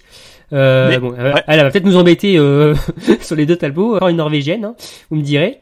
Mais derrière, il y a aussi des Françaises en embuscade avec Camille Bennet qui a 313 points, donc 13 points derrière Caroline, Lou Jean Monod 292. Après ça va être un peu loin, il reste qu'une course. Mais les filles peuvent faire quand même un sacré week-end sur ce dernière étape d'IBU Cup qui va être très très intéressant et qui montre le fort potentiel en tout cas chez le groupe féminin avec des filles qui sont assez jeunes. On est en tête de la Coupe des Nations en IBU Cup chez les filles. Totalement. Devant les Norvégiennes. 60 points environ devant les Norvégiennes. Il reste une course. Non, 2 courses, pardon. Non, même 3 avec les 3. Il reste les relais mixtes, ouais. Voilà, c'est ça exactement. Donc ça va être chaud jusqu'au bout, mais la fin de saison chez les filles, ça va être quelque chose. Ça va être très très intéressant, mais alors normalement Emilien Claude devrait monter en IBU Cup pour la dernière étape, si je comprends bien, Coupe du monde, ton raisonnement avec des quotas dans le top 10. Et donc pour le moment, on a 3 Françaises même qualifiées. Après, comme tu le disais aussi, ça dépend le staff s'il veut faire monter vraiment 3 filles ou pas supplémentaires, mais ce serait quand même intéressant de les voir. Puis ça serait bien de les récompenser de ce qu'elles ont fait, donc ça va être une étape intéressante à suivre. D'ailleurs, le programme Aymeric de cette étape d'IBU Cup, c'est quoi ? Oui, donc ça commence dès jeudi avec des sprints. Sprint dames 10h30 et hommes 14h. Ensuite, donc pas de course vendredi, mais samedi on a le droit à des poursuites dames 10h30 et hommes à 13h. Et enfin, pour clôturer cette saison d'IBU Cup, le relais mixte simple dimanche à 10h30 et le relais mixte à 13h. Donc on saura samedi si nous avons 2 ou 3 françaises et si Lou Jean Monod a remporté donc le général. On croise les doigts pour la jurassienne, ce serait quand même une très belle récompense pour elle. Sûr. Après on sait que bon, le général IBU Cup ça dépend aussi de pas mal de choses, parce qu'on sait qu'il y a pas mal d'athlètes qui montent, qui descendent, tout ça. Oui, mais ça prouve quand même que Lou Jean Monod a quand même fait une grosse saison quand même sur le circuit. Et elle a été ça régulière. ne sera pas enlevé. Elle a été très régulière tout à fait. Et Ouais. pour le remporter, il faudra forcément qu'elle compte aussi sur son tir, son arme, c'est son arme principale. Enfin voilà, c'est son atout principal. Son atout favori. Et juste un petit mot chez les hommes, encore plus qu'en Coupe du Monde, les Norvégiens. C'est un match un peu. C'est un match avec Norvège-Allemagne aussi. Ah ouais, c'est un match. C'est très compliqué de se faire une place entre ces deux nations. Si on reprend le général, les 12 premières places, on a 6 Norvégiens et 4 Allemands. Donc, vous les enlevez. Ouais, tu les mets déjà au départ de la course, t'es déjà quasiment sûr d'avoir les 10 premières places prises par un des biathlètes de ces nations-là. Quoi. Malheureusement, ça se résume souvent à des Allemagne-Norvège, les courses, et on a eu le parfait exemple sur la Mastart, je crois, où il y avait les 9 premières places étaient que pour les Norvégiens et les Allemands. Donc, ah oui, non, c'est une domination sans partage de ces deux nations. Tout à fait. Voilà pour l'IBU Cup, on croise les doigts et on va suivre ça évidemment avec attention. Vous pourrez trouver les résultats sur notre site. On va parler un peu des Paralympiques, des Jeux Paralympiques qui se sont ouverts vendredi dernier, avec donc du parabiathlon. Donc il y a différentes catégories. Il y a les debout, les assis et les déficients visuels. Samedi, il y a eu des premières courses, les sprints. Avec notre porte-drapeau de la délégation française, Benjamin Davier, le Bourlandin, qui n'a malheureusement pas réussi à conserver sa couronne olympique obtenue à Pyeongchang. Il a terminé 4e du sprint. Et enfin, en déficient visuel, il y avait Anthony Chalençon, guidé par Brice Ottonello, qui a terminé 9e. Et d'ailleurs, sous cette course, comme un symbole, il y a eu un beau triplé ukrainien. Donc, les Ukrainiens qui ont très bien tourné sur ces épreuves de biathlon. C'est l'une des meilleures nations en paralympique, les Ukrainiens. Donc, c'est très bien qu'ils aient pu courir malgré les circonstances, le contexte actuel. Même si je ne pense pas qu'ils aient complètement la tête à ça aujourd'hui, mais c'est très très beau. Et alors prochaine course de parabiathlon, c'est mardi. Alors c'est aujourd'hui d'ailleurs. Ça tout dépend quand vous écoutez le podcast. Normalement, vous connaîtrez le résultat. Mais ce sera c'est peut-être même déjà déroulé. Là, vous avez peut-être même déjà le nom du vainqueur. Des vainqueurs. Vous l'aurez, même c'est sûr. Ce sera un middle, distance de 10 km. Et vous aurez les résultats donc sur biathlonlive.com. Donc voilà, on voulait quand même parler des Paralympiques. C'était pour nous important quand même d'en parler. On va se replonger le temps de quelques secondes sur la Coupe du Monde avec le programme de l'avant-dernière étape déjà, Émeric et Aurélie, ça sent déjà la fin. Ouais. On va prendre la direction d'un nouveau site, OTPAE, un nouveau site en Coupe du Monde, qu'on a déjà vu sur l'IBU Cup ou en Junior Cup, mais c'est une grande première sur la Coupe du Monde, Émeric, à OTPA.